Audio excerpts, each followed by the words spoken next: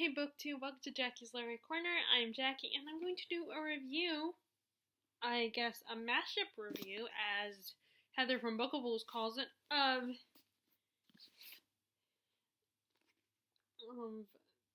The Warden and Spinning Silver.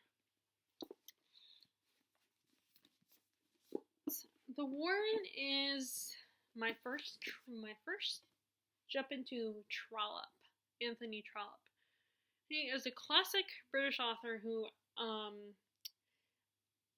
starting to realize is not as popular here in America. Either that, or if he is, he's like only in certain circles. Because I cannot find his books in either Gibbons or at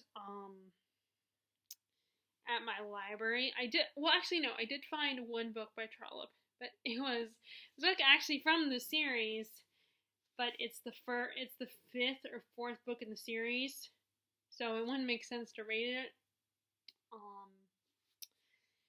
And luckily, and the ones I have, I didn't buy online. I just got lucky, and they did happen to be at the bookstore, and I ended up buying them.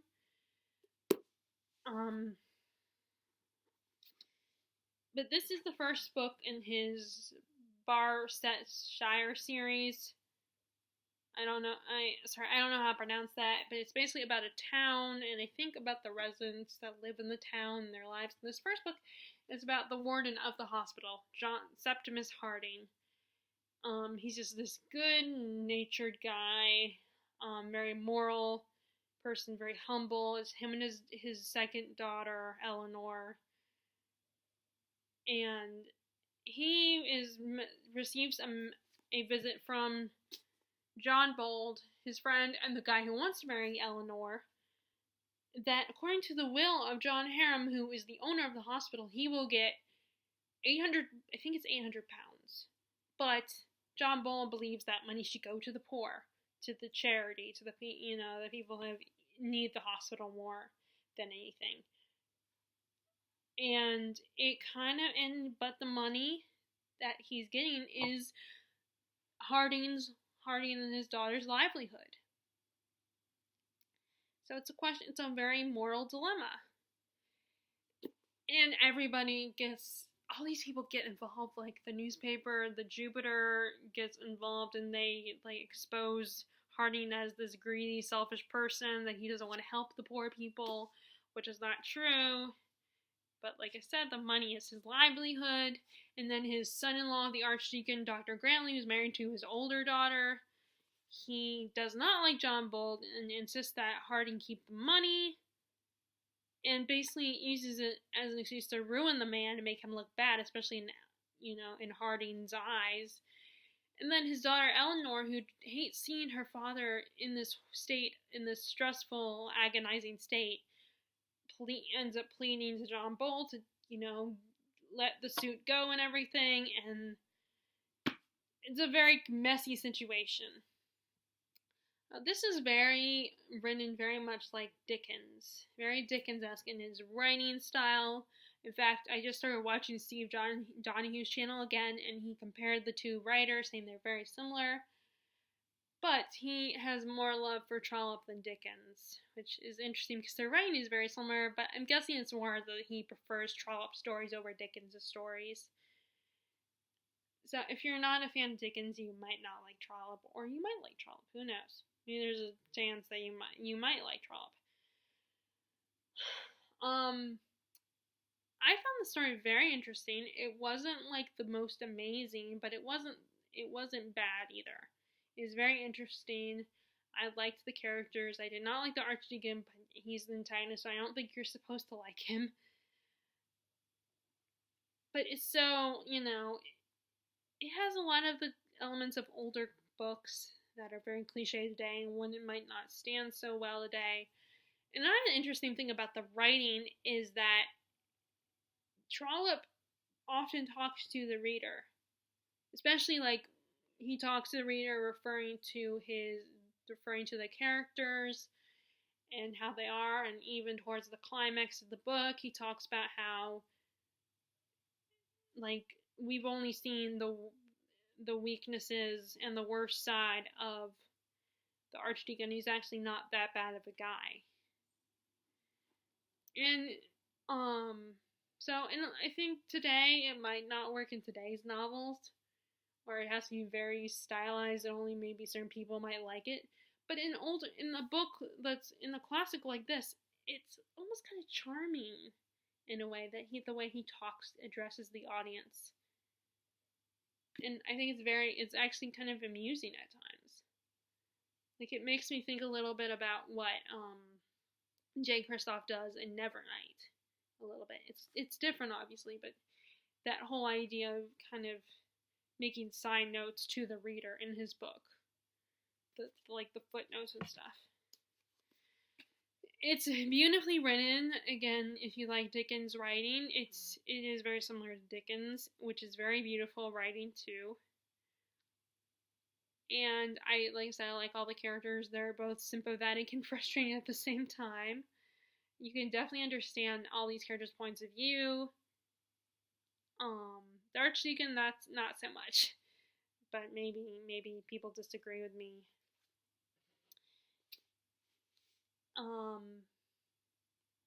It's a good, very interesting story. That's all I'm gonna say. There's not a lot I can say about it, really. So I'm not as good at reviewing books, especially something like this. Like, if you wanna, I imagine Katie from Books and Things does a better review of this book than I do. So the next one I'm gonna talk about is Spinning Silver by Niobe Novak. This is the same author who wrote the Temeraire series and wrote Uprooted. And like Uprooted, this is a fairy tale retelling, and it's actually a fairy tale retelling of one of my favorite stories. One of my favorite fairy tales, Rumpelstiltskin. And in this story, you have three main characters. You have Miriam, Wanda, and Irene. I think it's Irene, or is it Irenia?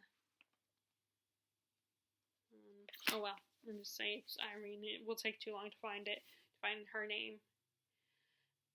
You have Miriam is the daughter of a moneylender who's just really bad at his job, and he doesn't like asking people for money, which kind of like puts them in a situation of being no better off than their neighbors. And Miriam is tired of this and decides to take over her father's job, and she's actually being really good at it.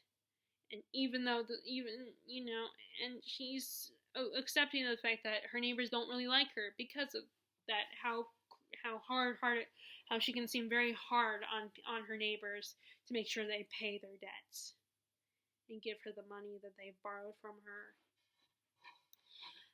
And this ends up taking the notice of the Fae of this world, or they call them the Strike or Stark, or I don't know how to pronounce it. It's Staryk,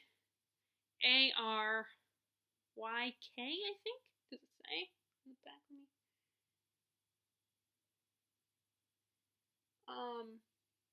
Staryk.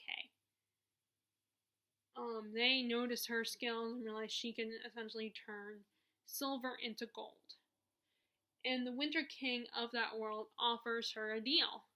He's like, you turn silver into gold for me, then I will take you to be my queen. But she's a little reluctant to do it, but she does it anyway because it's either do what the Staryk ask or get yourself killed. So she does this, and the Winter King returns and takes her as his queen, even though he doesn't want to do it in the first place. But because he asked this favor of her, he owes her something back. They don't, in fact, the Fae and they don't believe in saying just giving someone your gratitude or saying thank you. You have to do something in return if you ask something of someone. Then you have Wanda, the other main character. It's her and her brothers and their father. Their father is a farmer. He's very abusive, can lose his temper. He tries to sell off his children. And Wanda gets a job working for Miriam as the one who actually is the one who does the collecting after a while. But then Wanda gets herself in a bit of a situation with her brothers that forces her and her older I don't know if he's older than her or he's the middle child. One of her brothers, they have to go into hiding for a period of time. They have to go into hiding and they can't face their town because they develop this reputation.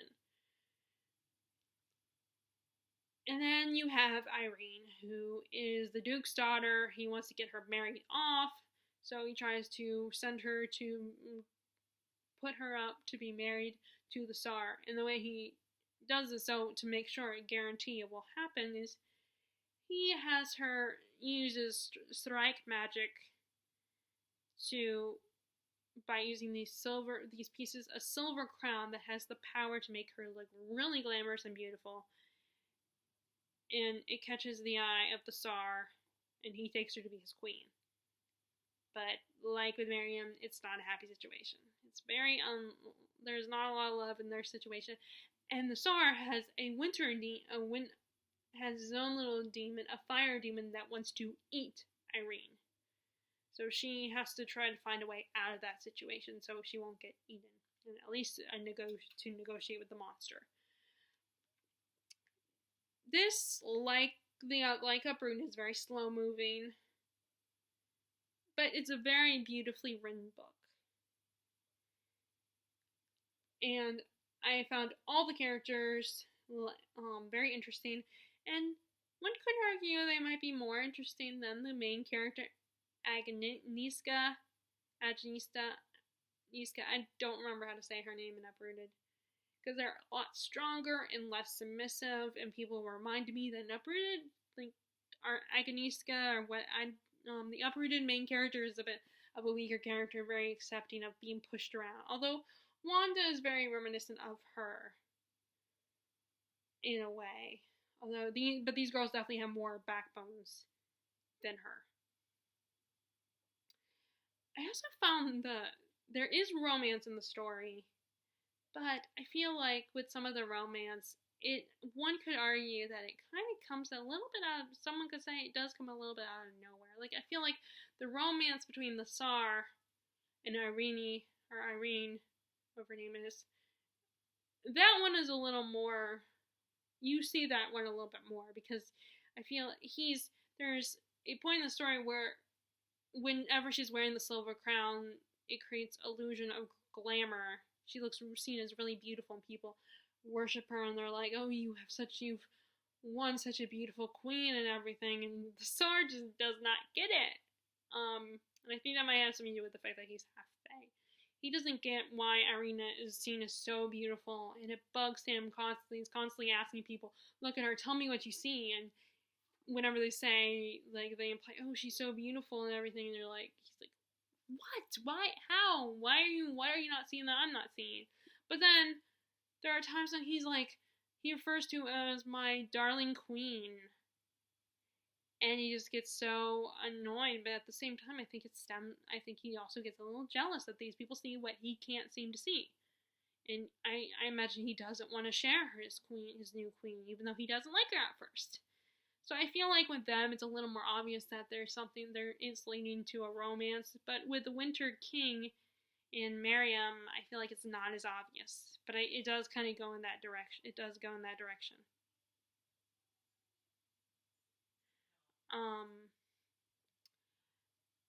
It is now how the Rumpelstiltskin aspect comes into play. The Rumpelstiltskin part of the story where the miller has her make the rooms silver into gold, those rooms into silver. It does play in the story.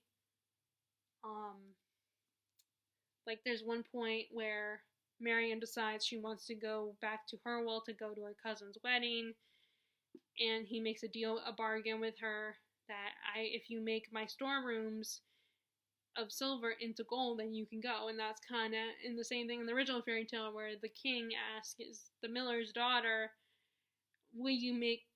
gives her all these dungeons full of silver, and she has a whole 24 hours to make it into all these rooms, and then she keeps giving her bigger and bigger rooms with more and more gold.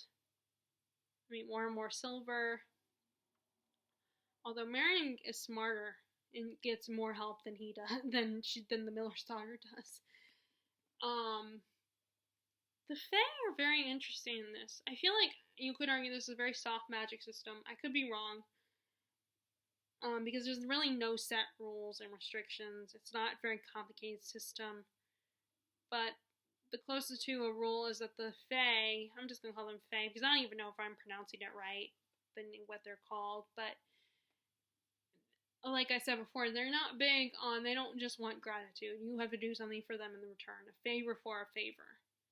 That's, imagine a price, there's always a price scenario. I also like the two kings. They were very entertaining. They were kind of scary and intimidating, but at the same time very amusing. And their frustrations with both these women, they don't understand and see how smart they are. But I think that is what they also fall for at the same time, their intelligence and how they prove themselves to be more powerful and not just weak humans as the Fae see them. Let's see what else. And it got, in 2018 it was, that's what this is, 100 notable books in the New York Times. And yeah, it says right there, New York Times bestseller. Sorry, I just noticed that. But I think because it's Niobe Novak, and a lot of people did there were people that had issues with Uprooted, but a lot of people liked it, and a lot of people bought it. And then there was the Temeraire series, so I think that helped this one. But I also like those stories where they take history and put a fantasy spin to it. Like a paranormal or fantastical spin to it. I always like those. Lately there has been a lot of stories where they take historical events and put a fantasy spin on the historical event. Like currently, I know that I have not read, I need to read, or get back into reading, The Poppy War, which takes a real historical event in Japan, which is really horrible and brutal. And it's a fantasy novel. So those are my reviews of Spinning Silver by Niobe Novak and The Warden by Anthony Trollope. And I will continue reading Trollope, and as always, Niobe Novak. I look forward to the next fairy tale. I have thought about the fairy tales that she could do. She could do like Pinocchio, or I hope she doesn't do Pinocchio, because my latest idea for a story that I will probably never write is kind of a Pinocchio-esque story. I thought Sleeping Beauty, she could do Little Red Riding Hood, Little Mermaid if she wanted to. I'm trying to think of other stories that she could do. But anyway, so that's my reviews, and this is my attempt at that thing that everybody does. I can't think of what it's called, but that little still photo that opens the